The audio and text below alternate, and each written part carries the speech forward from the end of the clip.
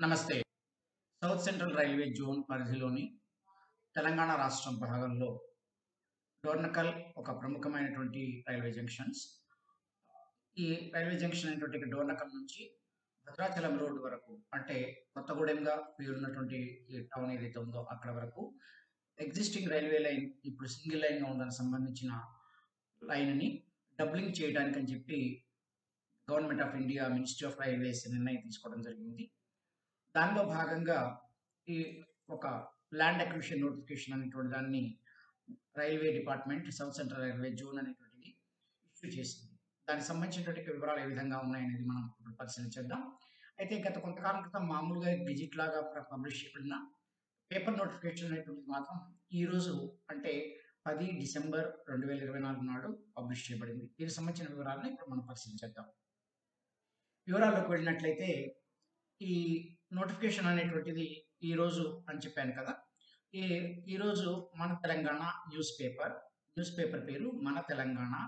Page number 6 and 7 ఈ 2 full పేజెస్‌లో దీనికి సంబంధించినటువంటి నోటిఫికేషన్ వచ్చింది. దీనికి సంబంధించినటువంటి వివరాలను మనం ఇప్పుడు పరిశీలన చేయబోతున్నాం. దానికి సంబంధించినటువంటి వివరాల్లోకి వెళ్ళే ముందు ఒక చిన్న ఇన్ఫర్మేషన్ అనేటువంటిది ఇవ్వవలసి ఉందనే ఉద్దేశంతో ఇప్పుడు మీకు ఒక చిన్న స్లైడ్‌ని మీకు చూపిస్తున్నాను. జనరల్‌గా ఈ డోర్నకల్ నుంచి భద్రాచలం రోడ్ వరకు ఉన్న లైన్ ఏదైతే ఉందో, ఇది టోటల్‌గా సింగిల్ లైన్‌గా అని అనిపించినప్పటికిని కూడా మెయిన్‌గా స్టేషన్స్ ఏవైతే ఉన్నాయో, ఆ స్టేషన్స్‌లో ఇవి కొన్ని ఎక్కువ లైన్‌లను కలిగి ఉంటుంది. దీనిలో నా ఉద్దేశ్యం ఏంటంటే, సహజంగా కొన్ని లైన్‌లు అంటే అప్ లైన్, డౌన్ లైన్ ఇవి మెయిన్ లైన్స్‌గా కొన్నుంటాయి. తర్వాత ఇంకా కొన్ని స్టేషన్స్‌ని బేస్ చేసుకొని 2 లూప్ లైన్‌లు కూడా ఉంటాయి. అప్ సైడ్ ఒక లూప్ లైను, ఇంకో డౌన్ సైడ్ ఇంకొక లూప్ లైన్ కూడా ఉంటుంది. కాబట్టి కొన్ని స్టేషన్‌లో 4 లైన్‌లు కనిపిస్తూ ఉంటాయి. కానీ ఆ స్టేషన్ దాటి కొంత దూరం వచ్చేసిన తర్వాత అది క్రమంగా ఒక లైన్ కింద సింగిల్ లైన్‌గా కనిపించడం జరుగుతుంది. అయితే ఇప్పుడు ఈ వైడనింగ్ ఈ యొక్క ఎక్స్‌టెన్షన్ జరగబోతున్నటువంటిది ఏదైతే ఉందో, కొత్తగా లైన్ వేయబడుతున్నటువంటి ప్లేస్‌లో దీనికి సంబంధించినంత వరకు కూడా ఇప్పుడు ల్యాండ్ ఎక్వైర్ చేయబోతున్నారు. ఏ ఏరియాస్ అయితే రైల్వే స్టేషన్‌కి అతి సమీపంలో ఉండి ప్రెజెంట్ ఒకటికి మించినటువంటి లైన్‌లు ఉన్నట్లయితే, ఆ ఏరియా లోపల ల్యాండ్ ఎక్విజిషన్ అనేది జనరల్‌గా అవసరం ఉండదు. ఎక్కడైతే కేవలం సింగిల్ లైన్ మాత్రమే ఉంటుందో, ఆ ఏరియాలో మాత్రమే ఈ ల్యాండ్ ఎక్విజిషన్ అనేటువంటిది అవసరమవుతుంది. తర్వాత రెండో అంశం ఏమిటి అంటే, దీనికి సంబంధించినంత వరకు ఈ రైల్వే ట్రాక్‌కి ఏదో ఒక వైపుగా మాత్రమే ల్యాండ్‌ని తీసుకుంటారు అని అనుకోకూడదు. కొన్ని సందర్భాల్లో అక్కడ ఉన్నటువంటి యొక్క ల్యాండ్ కండిషన్‌ని బేస్ చేసుకొని, లేదా కొన్ని ఏరియాలో కొన్ని టర్నింగ్స్ అట్లాంటప్పుడు దానికి సంబంధించినటువంటి యొక్క లైన్ అలైన్‌మెంట్‌ని కొంత మార్చుకోవాల్సినటువంటి ఒక పరిస్థితి రావచ్చు. అలాంటప్పుడు కొంత మెయిన్ లైన్‌గా కనిపిస్తున్నటువంటి ఎగ్జిస్టింగ్ లైన్ నుంచి కొంత డీవియేట్ అయిపోయి కొంత దూరంలో నుంచి అది లైన్ చూడడానికి బైపాస్ లైన్ లాగా కనిపించేటువంటి విధంగా కొంత దూరం నుంచి కూడా ల్యాండ్ అక్వైర్ చేయాల్సినటువంటి ఒక పరిస్థితి రావచ్చు. లేదా ఉన్నటువంటి యొక్క రోడ్ లైన్‌ని సింగిల్ లైన్‌గా దానికి సంబంధించిన దాన్ని మార్చుకొని ఈ సింగిల్ లైన్ దాన్ని ఈ డబుల్ లైన్‌లో భాగంగా మార్చుకొని అటు పక్కన ఇంకొక వైపున కొత్త లైన్‌గా వేసుకుంటూ రావచ్చు. దీనికి సంబంధించినటువంటి యొక్క అడ్జస్ట్‌మెంట్స్ అనేటువంటివి పూర్తి స్థాయి ఇంజినీరింగ్ డిపార్ట్‌మెంట్‌కి సంబంధించినటువంటి అంశాలు కాబట్టి, ఈ ల్యాండ్ అక్విజిషన్‌లో ఏదో ఒకవైపు మాత్రమే ల్యాండ్ వెడుతోంది అని చెప్పేసేసి మాత్రం భావించవద్దని తెలియజేసుకుంటున్నాను. దీనికి సంబంధించినటువంటి వివరాలను మనం ఇప్పుడు పరిశీలించేద్దాం. ఇది ఈ నోటిఫికేషన్ చూసుకున్నట్లయితే ఇప్పుడు మనకు ఇక్కడ విశేష పత్రం ఇది సరకాల రైల్వే మంత్రిత్వ శాఖ దక్షిణ మధ్య రైల్వే ప్రయత్నంతో ఇది 28 నవంబర్ 2024 దీంతో వచ్చినటువంటి యొక్క టాపిక్ ఇది.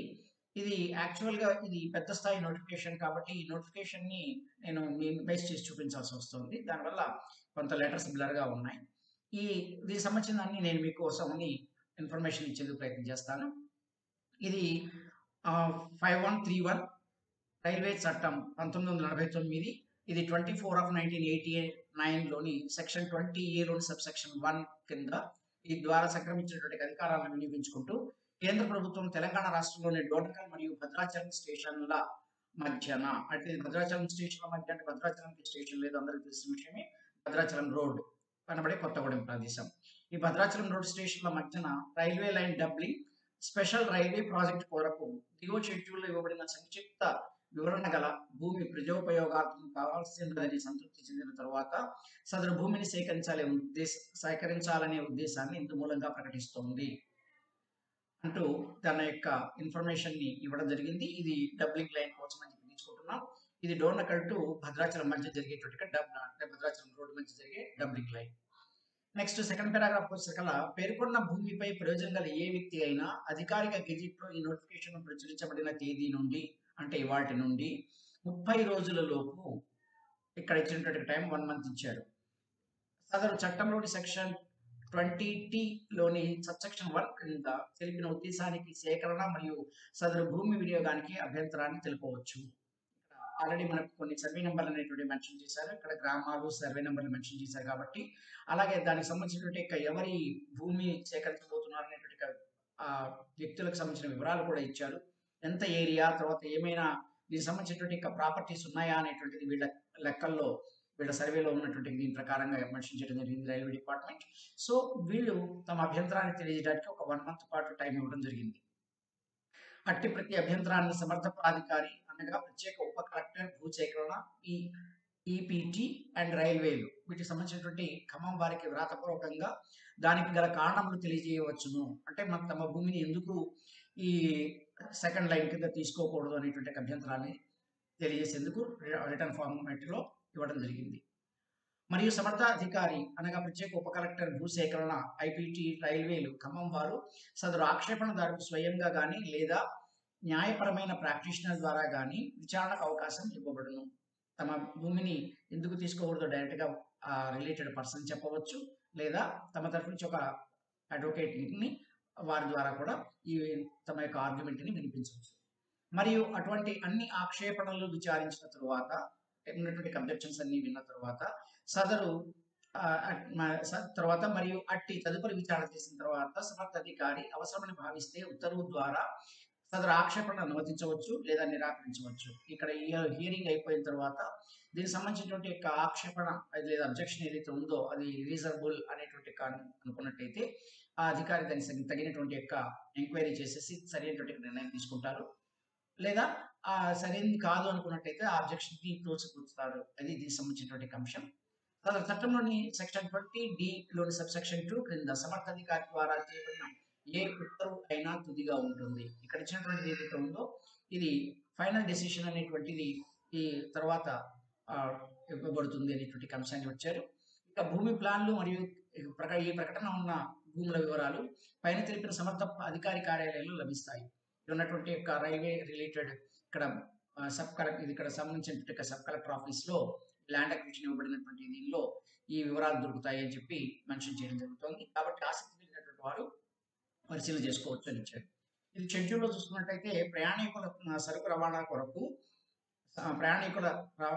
ప్రయాణికుల మరియు అన్న అర్థం చేసుకోవాలి. ఇక్కడ ప్రయాణికుల సరుకు కాదు, ప్రయాణికులు మరియు సరుకు రవాణా కొరకు సౌకర్యం కొరకు తెలంగాణ రాష్ట్రంలోని ఖమ్మం జిల్లాలోని డోర్నకల్ మరియు భద్రాచలం స్టేషన్ల మధ్య రైల్వే లైన్ డబ్లింగ్ అనే స్పెషల్ రైల్వే ప్రాజెక్ట్ కొరకు కట్టడాలు లేకుండా లేదా కట్టడాలతో సేకరించబోయే భూమి సంక్షిప్త వివరణ అంటూ మెన్షన్ చేశారు.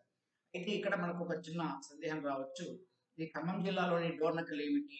డోర్నకల్ ఒకప్పుడు వరంగల్ జిల్లా, తర్వాత మహబూబాబాద్ జిల్లాలోకి వచ్చింది కదా డోర్నకల్ అనేటువంటిది. తర్వాత ఈ భద్రాద్రి కొత్తగూడెం భాగం ఏదైతే ఉందో ఇది భద్రాచలం అది సపరేట్ జిల్లాగా ఉంది కదా అనేటువంటి ఆలోచన రావచ్చు.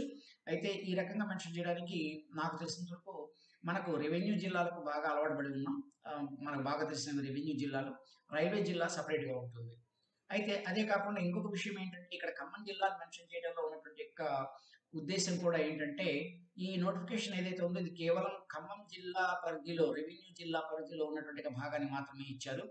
డైరెక్ట్ గా డోర్నకల్ నుంచి స్టార్ట్ అయ్యి టోటల్ గా కొత్తగూడెం వరకు కూడా భద్రాచలం రోడ్ రైల్వే స్టేషన్ వరకు ఉన్నటువంటి లెంత్ తో ఉన్న నోటిఫికేషన్ మాత్రం కాదు. ఈ నోటిఫికేషన్ ని ఇప్పుడు మనం పక్కన చూసుకున్నట్లయితే ఇది సింగరేణి మండలానికి సంబంధించినటువంటి యొక్క ఏరియాకి సంబంధించిన దాన్ని ఇచ్చారు. అందరికీ తెలిసిన విషయమే సింగరేణి మండలం ప్రస్తుతం ఉన్న ఖమ్మం జిల్లాలోనే ఉంది. ఈ సింగరేణి మండలంలో కూడా కోమట్టగూడెం, మాణిక్యారం, రేలకాయలపల్లి, సింగరేణి, గేట్ కారేపల్లి అండ్ కమలాపురం ఈ విలేజ్ ఏరియాస్ లో ఉన్నటువంటి సర్వే నెంబర్లను మాత్రమే ఈ పేజెస్ లో మెన్షన్ చేయడం జరిగింది. ఇది పేజీ నెంబర్ 6 and 7 ఈ రెండు పేజెస్ లో మన తెలంగాణ న్యూస్ పేపర్ ఈరోజు అంటే 10 డిసెంబర్ 2024 నాటి దానిలో పబ్లిష్ చేయబడింది.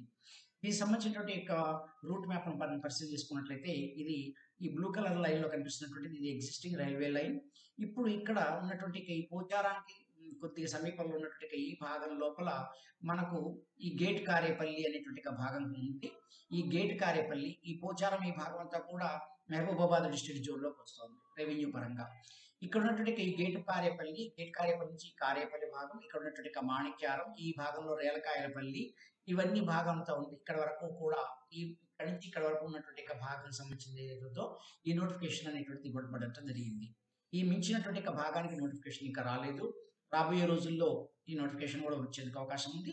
సిమిలర్లీ నాకు తెలిసినంత వరకు ఈ పోచారం వరకు కూడా ఈ రైల్వే లైన్‌కి సంబంధించినటువంటి డబ్లింగ్ ల్యాండ్ అక్విజిషన్ అనేటువంటిది నాకు తెలిసినంత వరకు కూడా నోటిఫికేషన్ అయితే రాలేదు.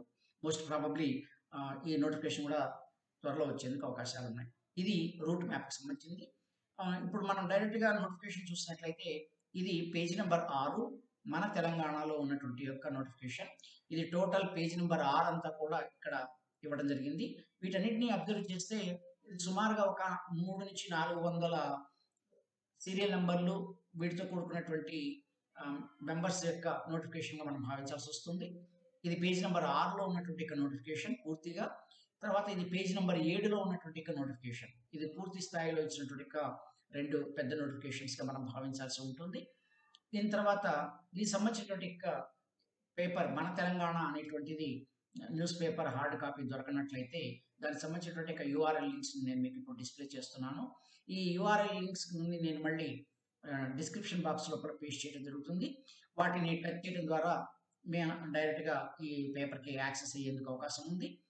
లేనట్లయితే మన తెలంగాణ అని మామూలుగా టైప్ చేసేసి ఈ పేపర్‌ని సెలెక్ట్ చేసుకొని ఈరోజు అంటే 10 డిసెంబర్ 2024 డేట్‌ని సెలెక్ట్ చేసుకున్నట్లయితే దీనికి సంబంధించినటువంటి వివరాలు మీకు అందుబాటులోకి వస్తాయి.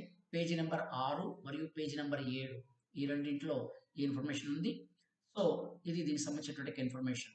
దీని తర్వాత ఫర్దర్ నోటిఫికేషన్స్ అనేటువంటివి కూడా వచ్చే అవకాశాలున్నాయి. ఎందుకంటే నష్టపరిహారాన్ని పేమెంట్ చేయాల్సినటువంటి నోటిఫికేషన్ కూడా ఉంటుంది కాబట్టి దానికి సంబంధించినటువంటి అప్డేట్స్ తెలుసుకోవడం కోసం ఛానల్‌ని సబ్స్క్రైబ్ చేసుకోవడం. తర్వాత ఈ రిలేటెడ్ వీడియోస్ పబ్లిష్ చేయగానే అంటే యూట్యూబ్‌లో అప్‌లోడ్ చేయగానే మీకు తెలియడం కోసం అని చెప్పేసేసి నోటిఫికేషన్స్ కోసమని బెల్ ఐకాన్ని ప్రెస్ చేయడం తప్పనిసరి. ఆ పని చేస్తారని ఆశిస్తున్నాను. ఈ ఇన్ఫర్మేషన్ ఉపయోగకరంగా ఉందనుకున్నట్లయితే మీరు ఇతరులకు కూడా షేర్ చేస్తారని చెప్పి భావిస్తున్నాను. Thank you for watching.